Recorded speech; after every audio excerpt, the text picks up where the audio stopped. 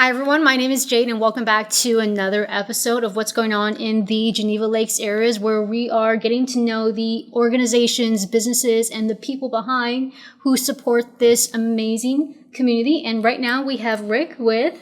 I'm with Rock River Valley Blood Center. We work solely with the Mercy Health Hospital system right here in Walworth County to provide all blood and blood products to keep our community safe and healthy. Perfect. So tell me a bit about how the organization itself, how did they get started? Okay. Blood banking started around World War I, World War II. Mm-hmm. It came about really development and whatnot. And our company started in Rockford, Illinois. There was 3 major hospitals there, and all the hospital presidents got together and said, hey, we need to do this. We need to bring this home. We're actually celebrating our 70th year anniversary this year. Did you say 70th? 70 years out here. Wow. Saving lives in the area. And since then we've grown, not substantially, but constructively with our local companies. So one of the initial hospitals in Rockford is now part of the Mercy Health system. Okay. And that's where we got introduced to Mercy Health. So we do supply them and support them in Janesville, here in Walworth County, and in Harvard. So if anybody needs help in the area, then we're here for you. Very good. Very good.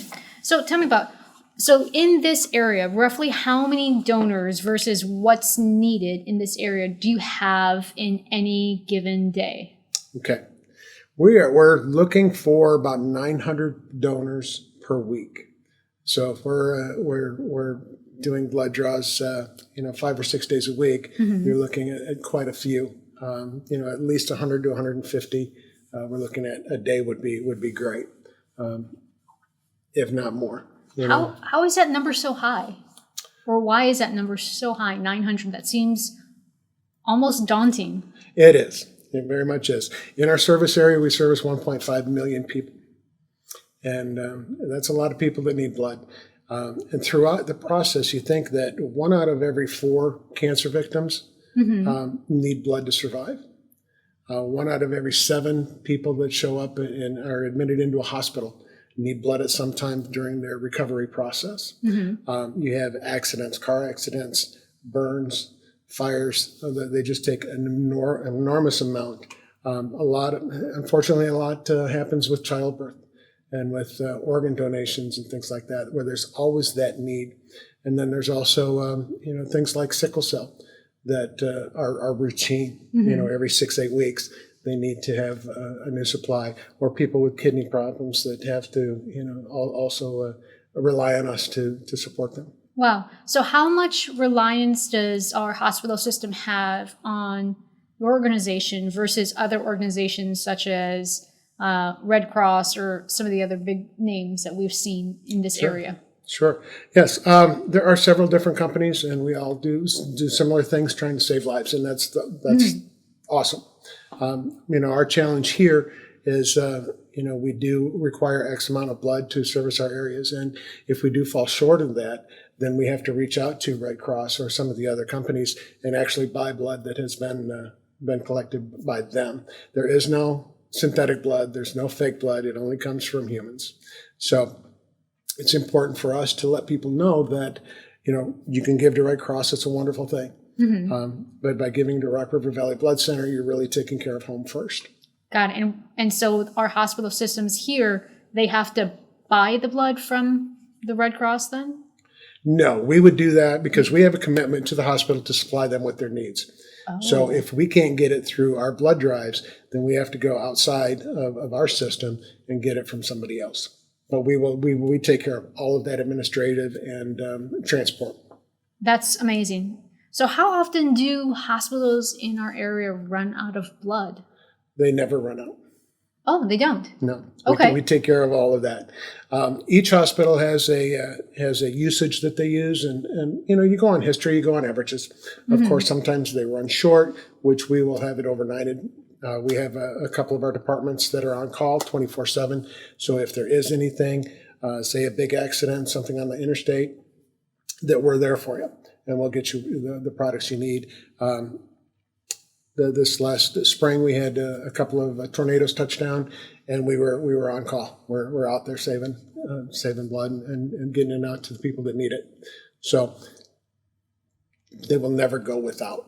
One way or another, we'll supply it. That sounds like a huge logistical operations you have behind the scenes that Absolutely. I was not aware of, despite all the blood drives we've done so far. Yeah. We have a whole department set up just as hospital services, and they maintain a balance and inventory with all of the other hospitals, so they know what's on each hospital's shelves at any given time. We also track on the expiration because blood has an expiration date. Yep. So if you have 10 units that's going to expire next week, and I got Mercy in Walworth that needs 10 units, they need it like in the next 2 days. We'll come and get it from you, and we'll take it to them. So we don't want any blood going unused. Got it. You had mentioned that childbirth is one of the big reasons someone will need blood. How many units would someone like that typically need, and how many people does that equate to? Okay. Of course, every situation is different. Of course, yes. But you're looking at anywhere from 3 to 5 units if something unfortunately goes wrong. Okay. And then for every unit, you're going to need one donation.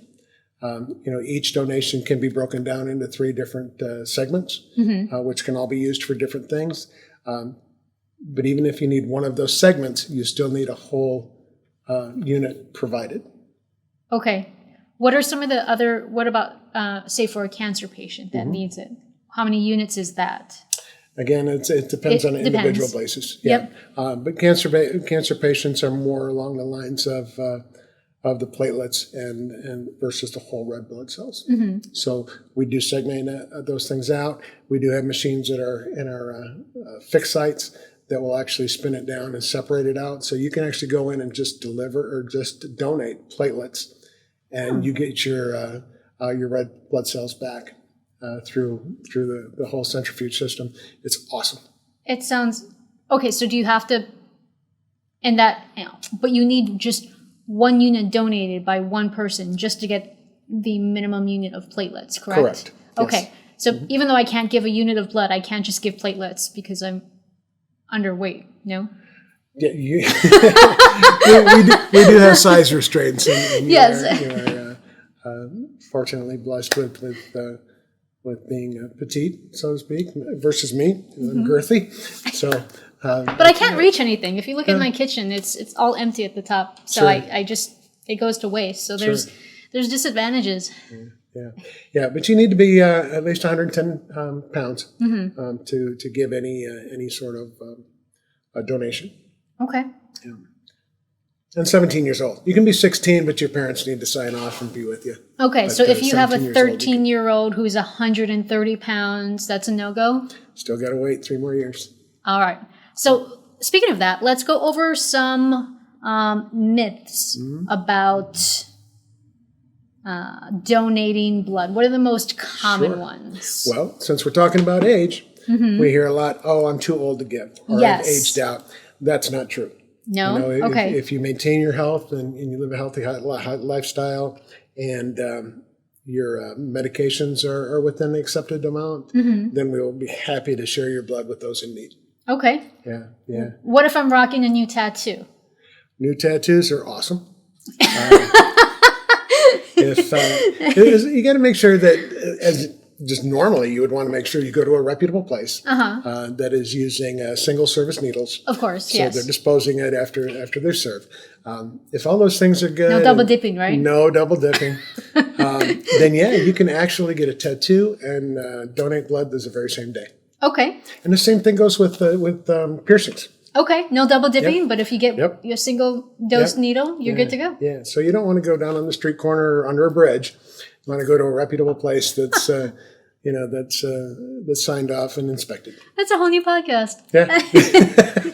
In and of itself. What about countries? What countries can you have visited versus not visited? Very good. For a long time, they had the mad cow disease. Was going around, and people were worried about that. They have come to find out this last year or so that's pretty well by the wayside.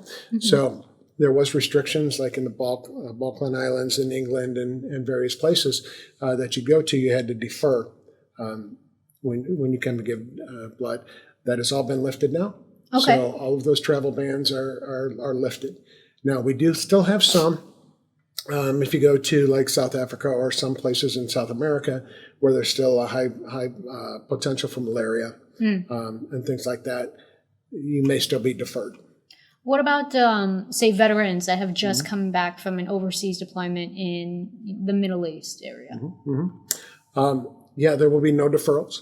Okay. Any of the inoculations or things that you've gotten going into the service, those would have been worked through. Especially, it's really only like a live virus when those are injected that are the deferrals. So, for example, the yearly flu vaccine does not impact your delivery that's good to know. at all. Okay. However, if you get like a Hep B inoculation, and then that's a 4-month process, those are live, so you would be deferred 28 days after your last injection.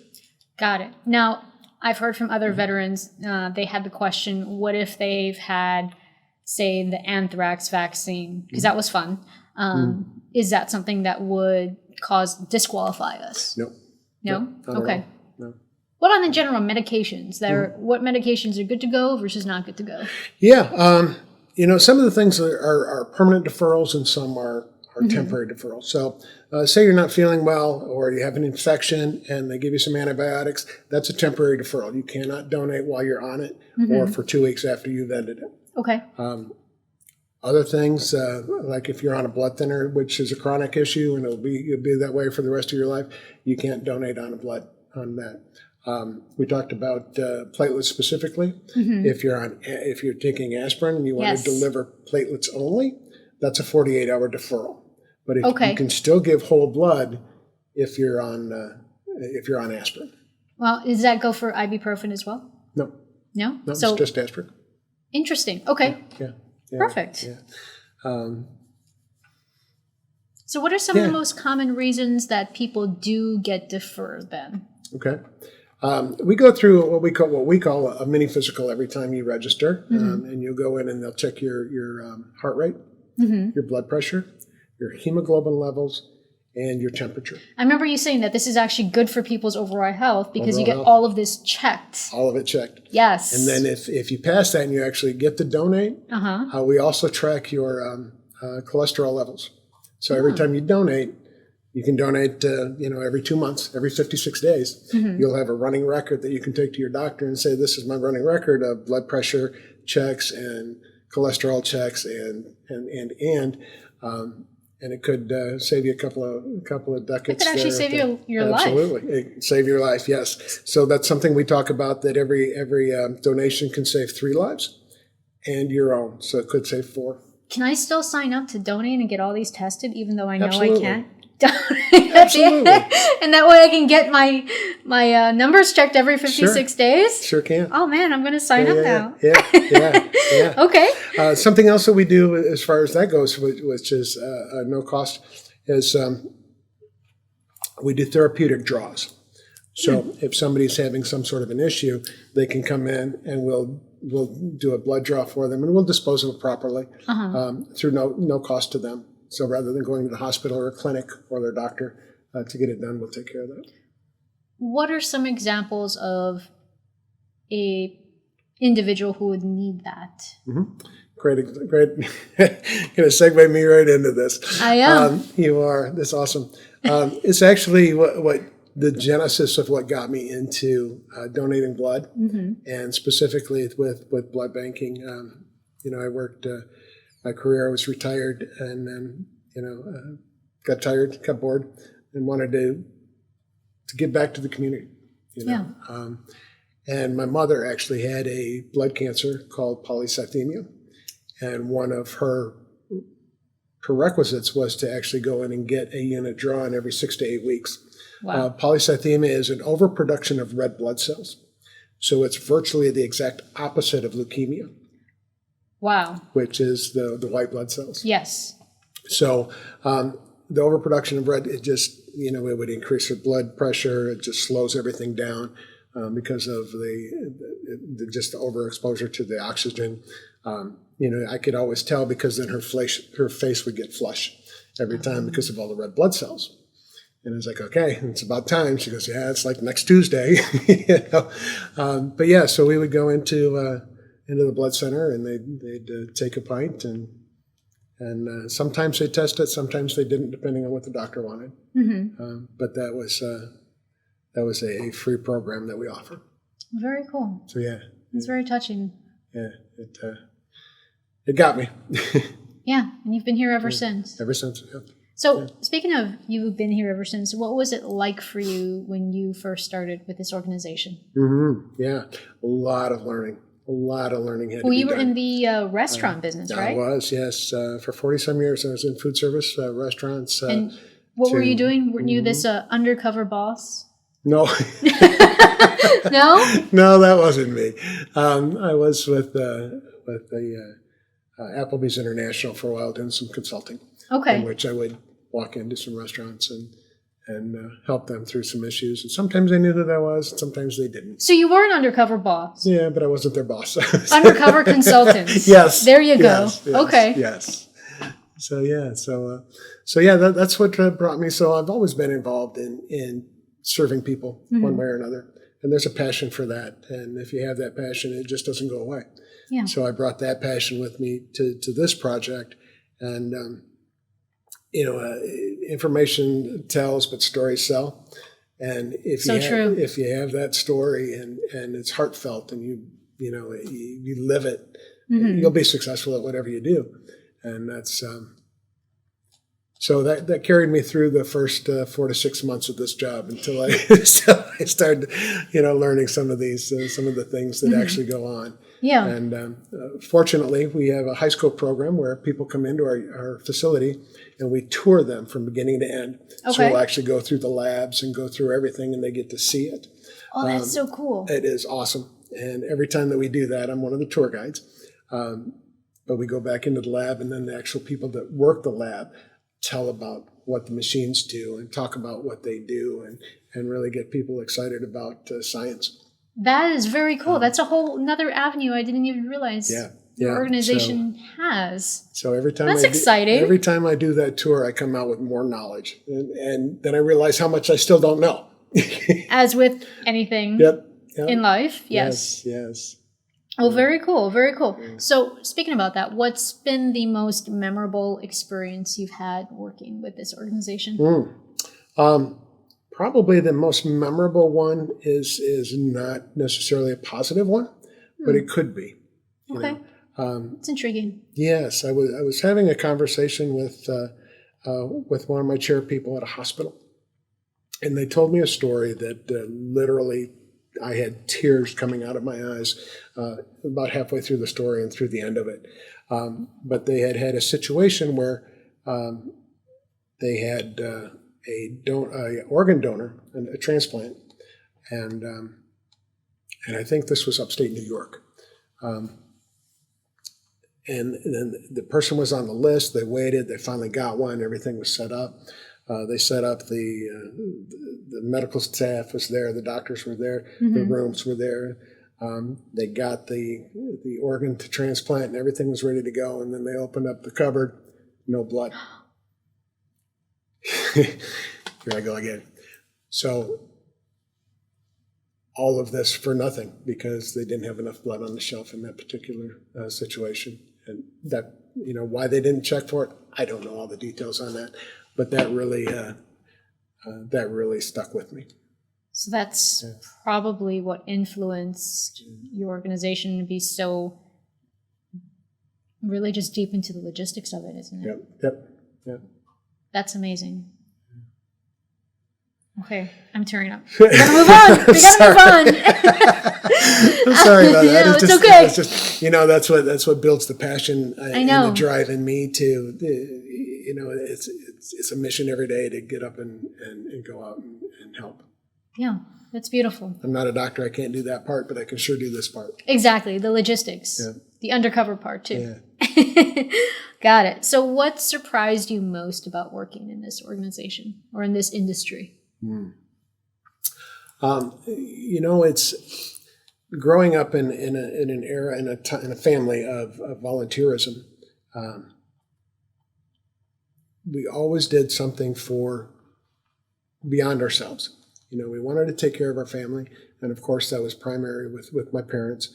But then after our needs were met, how can we go help other people meet their needs? And this was, I can't remember when that started with me, but I was raised that way, and I still carry that with me. So even throughout my career in corporate America, I always participated in some sort of volunteerism.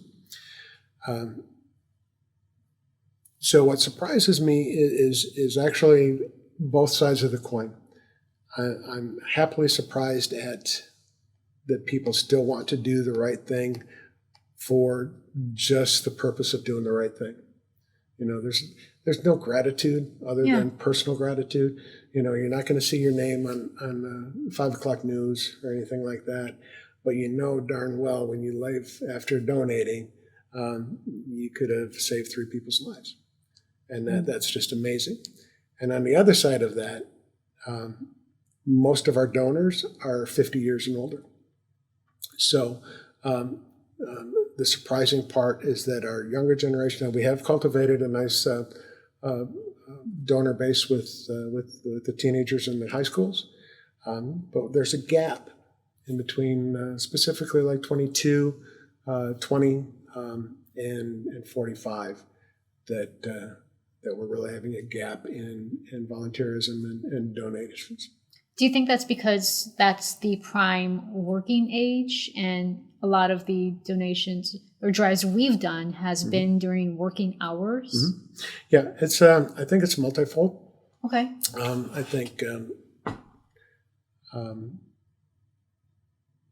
that life happens, and you have families, and families happen, and your priorities shift, and that happened to me. I had at least a gap of 15 years where I did not donate. Knowing now, had I known that then, I sure would have, or would have, rearranged my priorities, because it only takes an hour. So we need to do a better job of communicating and motivating people to, do something that can save lives. I think that's one of the reasons why I asked how many units per different type of patient, because I think giving blood can be an abstract concept, but I think everybody knows someone who's gone through childbirth. Right. If you've got a mother, at least one, a cancer patient, maybe not a burn victim, but somebody maybe who has been in a car accident, that directly impacts them. So it's not such an abstract concept. It's everybody knows somebody in that category that they could have potentially lost, but they won't. They won't always be able to save that friend's life, but they can save someone else's friend or family member. Yeah, so absolutely, it all comes back around. Yeah, it sure does. For sure. So speaking of, when you were growing up, what are some of the, business idols and role models that you had that really shaped how you think about this, how you think about what you're doing now and how you do what you do? First off, my parents, they were always there. Both of them worked with helping people in the field. My father was a psychiatrist and worked with high schools. Okay. In the high school system and counseling kids that were less fortunate and needed help to get themselves pointed in the right direction, so to speak. And my mom was also in the psychology. She worked with kids from 0 to 3 years old. That's why you're so mature and down to earth. Well, thank you. And grounded. Thank you. You had a double jeopardy growing up. Yeah. So my mom worked with kids and developing, from everything from physical disabilities to mental disabilities to, hearing. She could speak, several different languages, including sign language. So that was it. And then later in life, when she couldn't keep up with the kids anymore, then she flipped over into adults as well. Okay. So I would say that they are leaders in my mind because they were able to, raise a family of 5 and go out and still have time to love and share with others. That's amazing. You don't see that a lot or as much No, today. much. Yeah. That's wonderful. So from that, taking from that, what do you like most about being a leader? I like to see people flourish, and I think somewhere in my past, or in my mind in my past, I was a teacher. So being a leader to me is getting people motivated and educated first, and motivated to go out and do something on their own without the presence of somebody else. The grandma rule, or whatever you want to say. Would you do something even if nobody's looking? Exactly. And that's what I love to see when that moment comes, where you have a new person on the team, or a new relationship that you're building, and all of a sudden things just click, and that day is just special. You mentioned that I worked in restaurants. I opened several restaurants from the ground up, and the day that all the staff comes in, and the lights go on, and the ovens go on, and the music goes on, and the front doors get open without you having to say anything, that's the day that what you did was worth it. And I take that into this job and into my personal life as well. That's beautiful. Yeah. Very cool. Yeah. So Exciting. It is. So with that, what advice would you give to aspiring leaders? Be yourself. Be true to yourself. And, with your military background, I'm sure you've seen many people that tried to be something they're not, and it doesn't last long. You can get away with it maybe for a couple of days, but sooner or later, your real person's going to be there. So if you're trying to be something you're not, and putting on a facade, as soon as that facade breaks and you get cracks in it, your team will know that. And you've lost total credibility with everybody around you, and that's no way to be a leader. There's an old saying that the difference between a manager and a leader is you manage systems, but you lead people.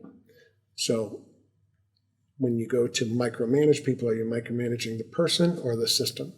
And you need to make very clear definitions and delineations between that, because a person, you can't micromanage a person, you can micromanage the system. So if it's a system-based job, and it has to be A, B, C, that has to be that way. But you can't tell somebody, there's like 2 or 3 different ways to tie a shoe. Which one's right? Doesn't matter. Mm-hmm. At the end, they both got loops, and they keep the shoe on your foot. So the system can be managed, but the person that's doing it, they just need to be inspired to do it. Why do you think it's so hard for people to be themselves? Oh, I think especially in today's world with social media, there's an expectation of this is what's acceptable now. Obviously I grew up without social media, and two parents who were in the psychiatry field. But there was still segments, there were still cliques, in school, and so the athletes all wore their letter jackets, and the non-athletes all wore jean jackets or whatever it was. So there was still this, this is my expectation, this is my costume, because this is who I am, and this is what I wear. But I think today there's a necessity for people to be thought well of on a 30-minute clip or a 30-minute post or a 30-second post than what they're doing the other, 24 hours a day, 23 hours and, 59 minutes of the day. Mm-hmm. So I think it's people wanting to be accepted for somebody who they're not. So I don't know. I mean, I'm a little off topic here, but no, I think you're on topic. Well, that's why I asked the question, because you have a really deep background with that 2 parents, what you've done in your life with the whole business, and then seeing this, the volunteerism. I think you have a unique perspective on that. So I think it's hard because, especially with young people, and I think that, we were able to grow out of the young people phase at 22, 23 because you're an adult, act like an adult. And I think that is stretched out because of social media and people you don't know giving you approval for something that you're not. Yeah. So you keep trying to duplicate that, for that feeling of belonging, and that's not who you are. So that makes sense. I think if you're true to yourself, you'll find your people. For sure. For sure. Speaking of your people, what do members love most about your organization? Mm-hmm. Yeah. People, frequent donors. And like I said, you can donate every 56 days, which is 6 times a year, by the way. So that's 18 lives a year you could save, which is awesome. They like that we are concerned about the individuals. My passion again is service. So when people come out, I want to make sure that the donors are happy, they're comfortable, that we're meeting their needs. This is not just a give me. It's definitely a two-way thing. I'm inviting you in to give blood, and that's a very personal thing. So if we disrespect that in any way, which we don't, people are going to be disappointed, and I would be too. So we take very, very good care of our donors. You come into our facility or even to one of our buses, and it's prevalent everywhere from the first person that greets you until the last person before you leave. That hopefully everybody's thanking you for coming in, because it sure is important. And that scoop of ice cream. And a scoop of ice cream. So what is something that most people don't know about your organization? That we're 70 years old. 70 years old. Yeah. That's right. Yeah, that's a surprise. And what they also don't know are some of the things that we do. Like we talked about the medical draws, and things like that. Some of the other things that we get into, and we work with other companies. We're just rolling out now a system that we're teaming with a company that we will draw stem cells. And I actually participated in that myself a couple of months ago. Really? Yeah. It was a long process, and we're working through it. But I was one of the first couple because I wanted to, be the guinea pig and work out any issues. So when you come in, you don't have to deal with that. Any new system, you have to work through it. Exactly. But yeah, so we started stem cell. That's going to be exciting. Yeah. Well, very cool. Congratulations. So besides stem cells, what do you think the future holds for your organization? I think that we will just get better at what we do.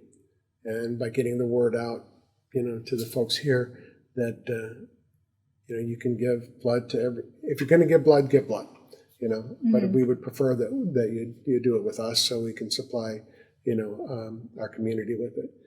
The other companies take very good care, and I'm not disparaging them at all. For sure. But they will take your blood and give it to somebody in Indiana. I don't know. Yeah. But what I would see our company growing in that and continuing to be on the cutting edge of different procedures. We currently rolled out a system where we're actually spinning out white blood cells now. Ooh. That go in the centrifuge and just like the platelets. Yep. That type of activity where we'll actually take out the white platelets or the white cells specifically for those with leukemia. So nothing goes to waste. No. That's smart. Because, you can't, a regular transfusion or anything like that cannot have white blood cells because it'll start attacking different things. So we need to make sure that you don't get white blood cells unless it's for a particular thing, a specific thing, which leukemia is. Got it. That's fascinating. Yeah. So we only take the red blood cells. Okay. Yeah. So speaking of our community, so what's some of your favorite things to do in the Geneva Lakes area? Oh my gosh, the people here are just fabulous. I absolutely love just, getting a nice tea or something in the summertime, getting a nice tea and just walking up and down the shopping district. Posting flyers. Yes, red posting blood cells. flyers. Yes. We'll meet at Starbucks. Yeah. We'll get the next thing going, Yeah. and then get your tea, and then walk up and down to the stores. It's just fabulous. I just love the energy. That's awesome. The energy in this town is immeasurable. People are just so nice and open, and it's just fabulous. Very cool. What's some of your favorite places to go? I